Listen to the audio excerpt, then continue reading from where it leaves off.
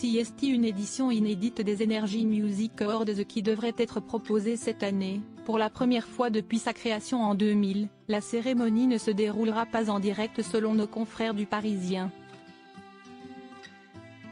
Une décision qui devrait éviter les risques d'attentats, mais qui va probablement obliger les organisateurs à quelques ajustements. Les artistes et le public s'attendaient à une grande fête, elle ne sera pas exactement celle attendue.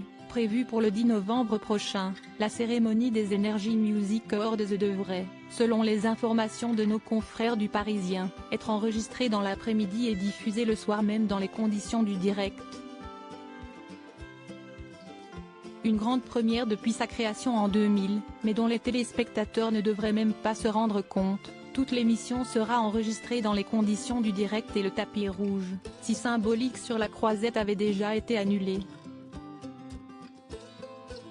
Il faut dire que ces derniers jours, l'actualité a forcé TF1 à s'adapter, alors que la première ministre Elisabeth Borne a relevé le plan Vigipirate en urgence attentat après les meurtres terroristes à Arras et à Bruxelles. La multiplication des alertes à la bombe a refroidi la chaîne d'organiser sa cérémonie en direct.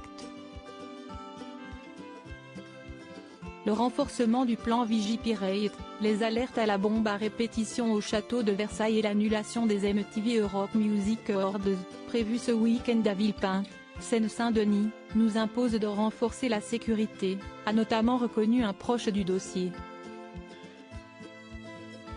L'an dernier, CST a une blessure que la production avait dû s'adapter, Nikos Aliagas avait laissé sa place à Camille Combal. Trop de temps perdu?